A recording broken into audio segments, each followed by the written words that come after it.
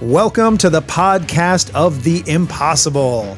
I'm Peter Wood, and my guest has been forced to perform in shows with his older brother all his life, a tradition that we are continuing today. It's my brother, Matt Wood.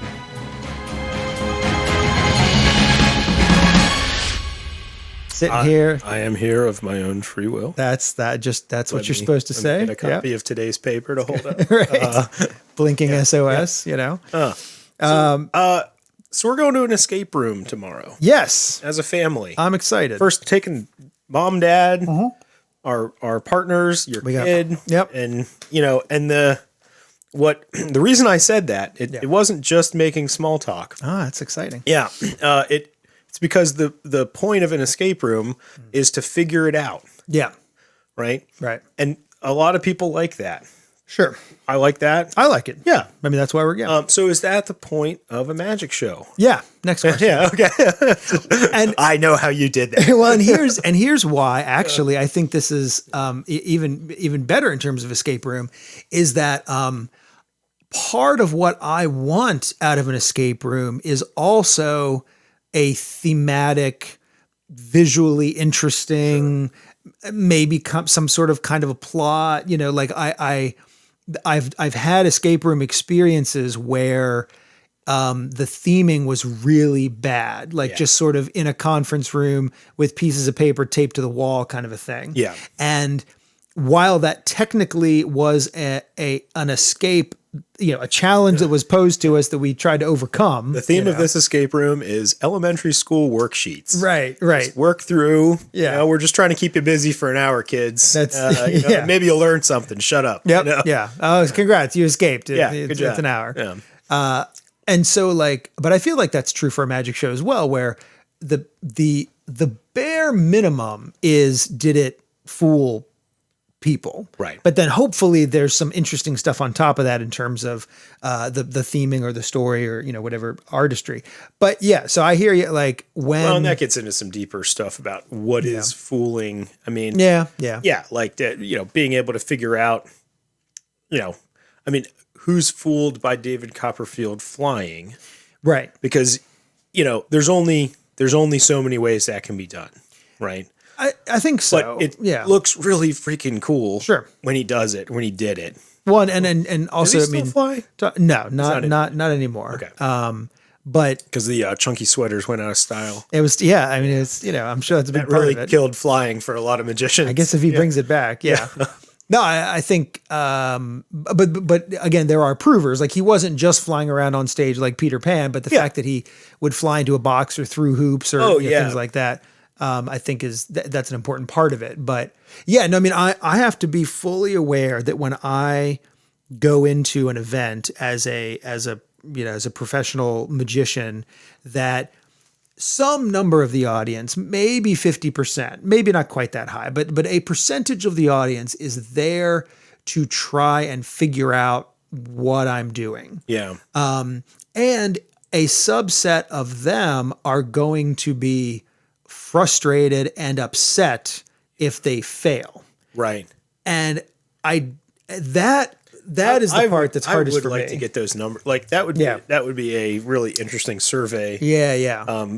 To try to get, because we really don't know. I mean, we just kind of know it anecdotally. Sure. Yeah. One, and that's the other problem, is like, you only know about the people who say to you, "Oh, I hate magic. I can never figure out how it's done." Right. But that's not the point. But those are the people who talk to you. But I'm sure that they represent a sample of people who kept their mouths shut, but who also don't like, Right. But I mean, I think there are ways that I've always tried to combat that. One of which is in the most recent iteration of my character and show with Collector of the Impossible. I get a lot of wiggle room with that, where it's not as much of an adversarial role. Right. Yeah, you're experiencing this with with your audience, not doing something to your audience. Right. And you're also removing yourself, and it's a lot more humble position that you get to take. Right. You're not saying, I'm so awesome that I'm doing this. It's look at this cool thing and look at what it does. So that character has been, 30 years in the making. I mean, yeah, true. No, I mean, really. it is funny. Like, the number one piece of advice I'll give to a young person who is trying to get into magic is pick a lane, right? And yet you can't when you're a young person. Like you kind of have to weave and bob between different lanes. Did we ever to figure that out? Our early shows, did we ever tell people that we were going to read their mind?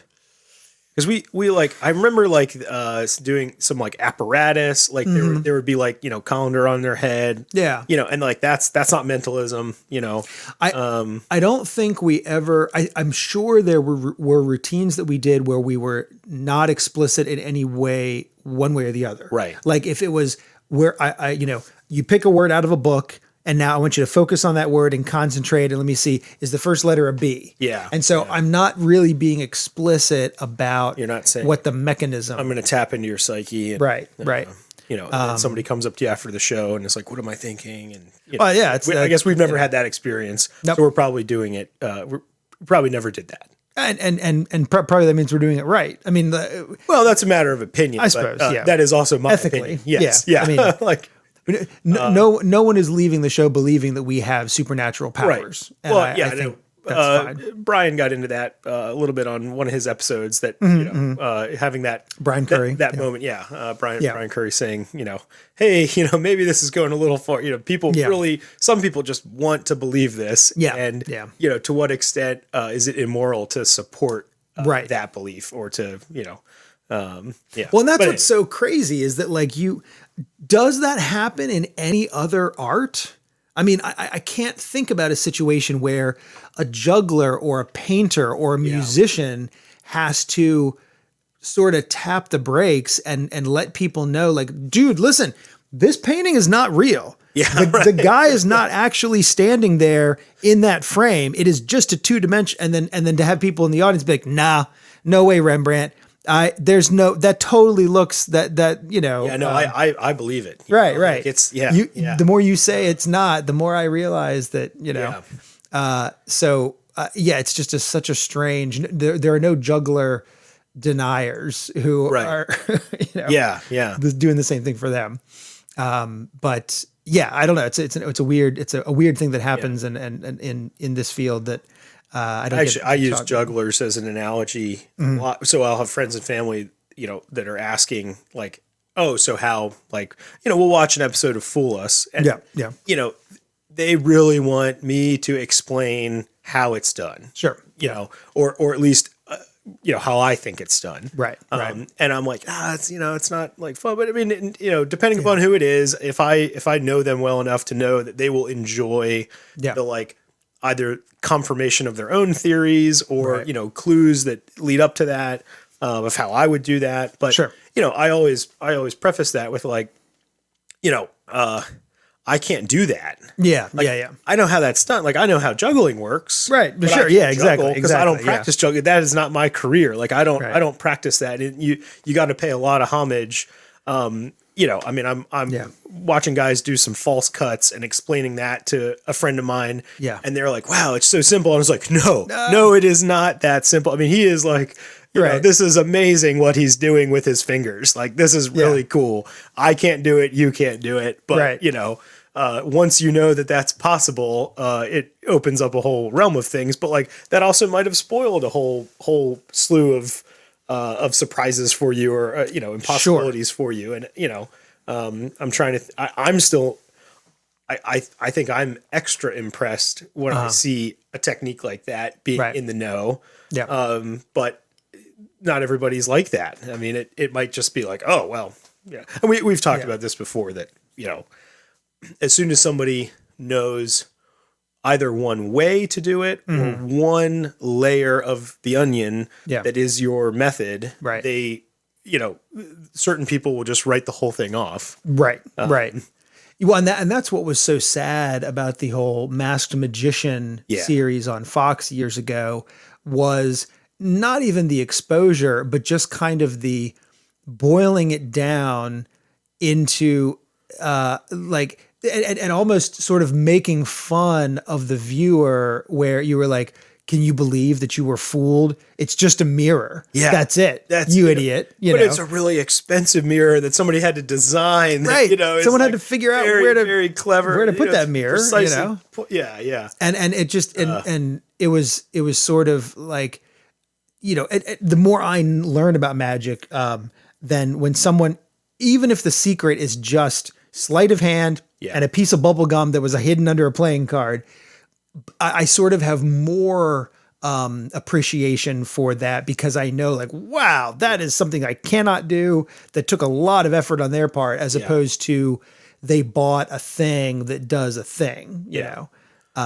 That's, I think, we talk about Penn and Teller a lot, sure. But, I think they do a very good job kind of eliminating that challenge from a lot of, there's a lot of things that, they will reveal either, an older method for something, or, right, and just remove that challenge from the audience. I also think, like Johnny Fox, was really good at he was doing some really, interesting stuff to a very tough, drunk crowd at a lot of Renfests. And, I think he did a really good job at taking the challenge away from it, and was beloved for that, because it wasn't, I'm going to try to figure out how you did that. Like, there were some impressive things that he did, but a lot of it was shtick that was super funny and entertaining and polished. And, it wasn't just, I've definitely seen some acts that I won't mention that I'm just like, man, I know how you did that, and I think you're an idiot. Right. You're like, not only are you a jerk, but you're using a really simple method. Well, and that is you think challenge. You're so clever, right? And again, back to, there is no similar in the juggling world. I think when people are watching a juggler, they get a sense of how difficult this is. Maybe not. They don't really get a sense of how many years it took that person to practice, but they know that keeping 5 objects in the air is more impressive than 3. But because of the whole point of magic is that we are trying to hide any skill that I've put into it, or any apparatus. I mean, something that looks like a perfectly ordinary cardboard box that's not, I still might be super proud of, because I designed and built this crazy contraption that just looks completely normal. Right. But how do you feel when a juggler drops something? How does that make you feel? That's a good question. I don't think the reason I'm torn is because I've seen enough jugglers who are doing it as shtick. Oh yeah. I sort of know too much, where anytime now a juggler makes a mistake, unfortunately my brain immediately goes to, was that a legitimate mistake? Yeah. Or are they building suspense? Right. Yeah. We're making this a show, folks. Like, it's, and if they made it look easy, then we would not be as impressed because it's the hero's journey. It's, we want to see this one of us, this guy, who acts like us and dresses like us, but has somehow figured out a way to do this impossible thing that we can't. And so it's dramatic to watch that person stumble a little bit and then succeed. Well, just like, what we would call a sucker trick. Yeah. Right? Yeah, sure. I guess.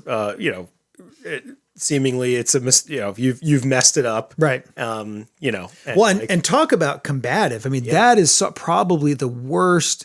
Like, if you lead people down the garden path into thinking that they have figured you out. Yeah. And then you pull the rug out from under them.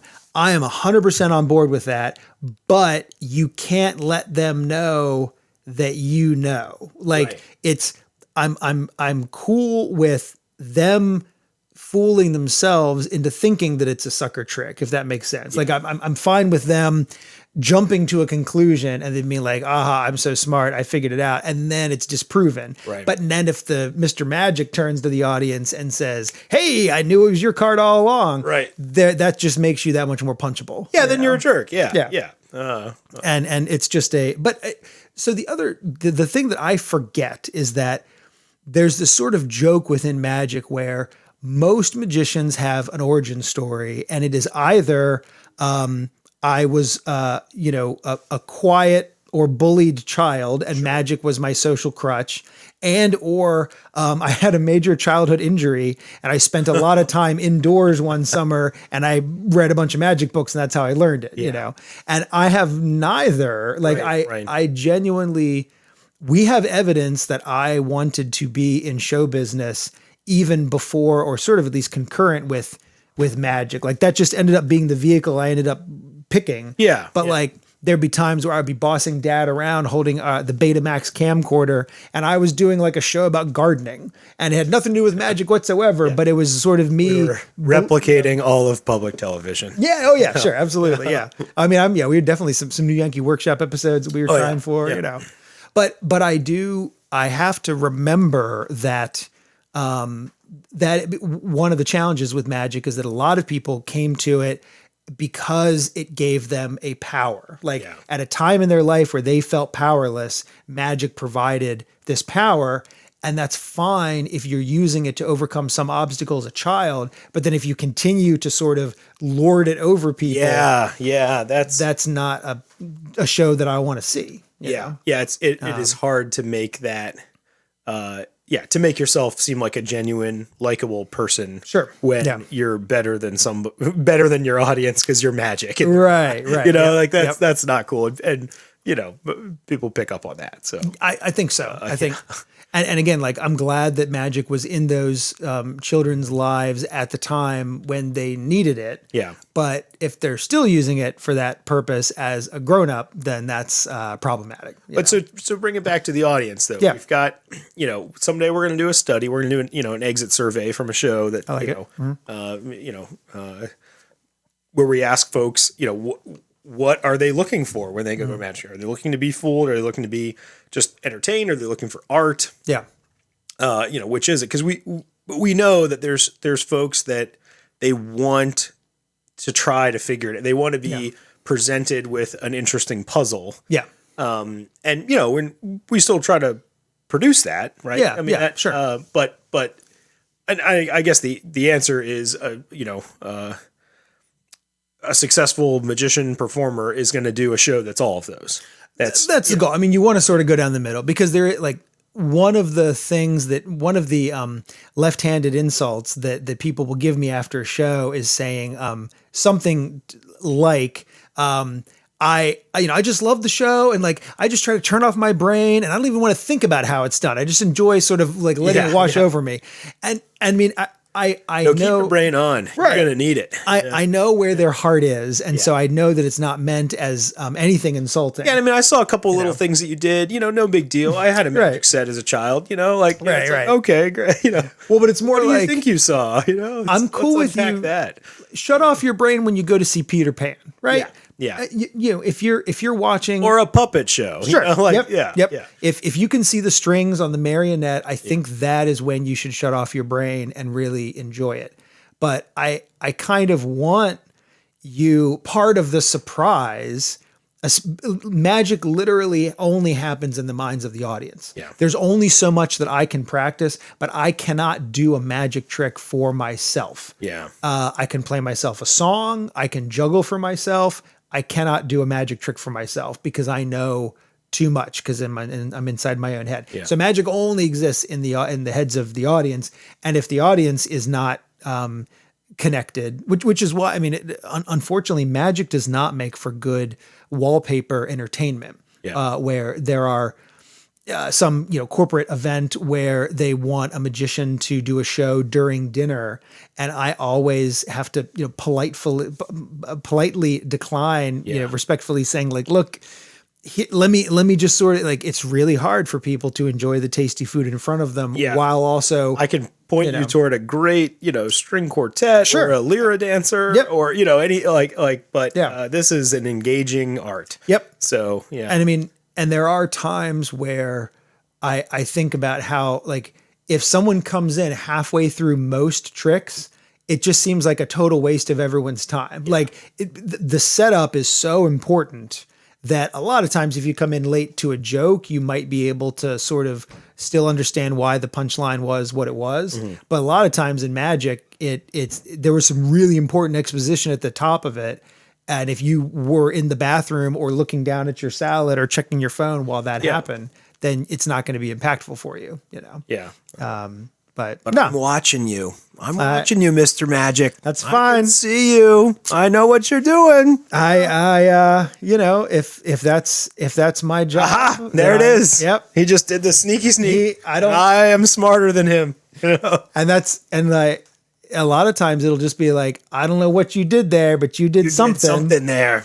And, very well. Thank you. I mean, that's a lesson too. Like there's a famous quote in magic about the audience should never suspect, let alone detect when a slight happens. Right. So if they see me do something weird with my hands while I'm holding a deck of cards and they didn't actually see what I did, but they know that I held my hands in a then the game is up. So. Well, yeah, because once somebody thinks they know how it's done and they can write it off, you know, for some people that spoils it. I mean, so it has to be clean enough, to not raise those suspicions. Right. So I remember when we did Can It at the Howard County Fair. I think that was the first time. So we had, this was like the extended version of Can It, where not only did we produce items that were from the show inside a can that can was off of a shelf full of that canned item. Right. That was kind of, you know, magically predicted. I mean, it was like super layered. And I remember that one, also the big reveal, but in both cases, you know, the end of the show basically showed that, you know, the entire show is predetermined. Right. Or that we had picked up on little bits and pieces of it throughout. Yeah. And I remember, like, you know, I really enjoyed looking at faces. You know, this is what I do while you're performing. Looking at the faces of the audience and seeing like adults that are, you know, having a good time at the fair with their kids and like, isn't this guy great? You know, he's keeping my kids entertained and they're not bothering me. And, you know, he's not really annoying. He's not a jerk. So, you know, and then like they, you know, as we're pulling stuff out of that can or like unfolding the paper for the big reveal, you know, then their like jaws drop. Right. And they get like really serious. Yeah. Just that, like, wait a second. Like this was like maybe I had my brain turned off and they let their guard down. Right. And now we just did something nuts. Right. That, you know, was so layered and so, you know, and I remember, I guess a family member of mine that was like, I know how you did that. You just switched the can. And I was like, really? That's it? Like, that's how we did. Like, how do we know all this stuff? Right. Like, right. You know, I mean, was there a can backstage with all that stuff? Did we know? Do you think we have a canning factory? Yeah. No, that was, that's always fun. I mean, anytime you go to see any artist and it turns out to be better than you had expected, that's a fantastic feeling, you know? And so I do think that there is certainly, I enjoyed the challenges of if somebody buys a ticket to come and see me do a show, that is a very different experience than just they're sort of walking by at a county fair and happen to see that something interesting is happening and they plop down for a few minutes, you know? But like, I like them both for very different reasons because they're very different, sort of the expectations of the audience. Yeah, different expectations, but, you know, hopefully a good end result. Speaking of expectations and end result, I expect that this is about the end of this episode. Oh. And the end result is that I'm going to say my little outro and that's going to be it. So let's see. For more on Peter Wood, visit @ImpossiblePW. And, you know, there's nothing under my name. But why is there no social media? On Venmo, I'm @NatsWood. You can send me whatever you want. So. Faking tips or whatever. Yeah. It's @TheImpossiblePW. Oh, yeah. Yeah, I can't read. But more importantly, I do have the website set up of theimpossible.com. I've got the podcast, The Impossible. I am the collector of The Impossible. I've got the workshop of The Impossible. I just need to keep buying all the of The Impossible, you know. But so for all those, if you want to come see a public show or social media or special projects, head on over to oftheimpossible.com. I'm Peter Wood. That's Matt Wood. Thanks.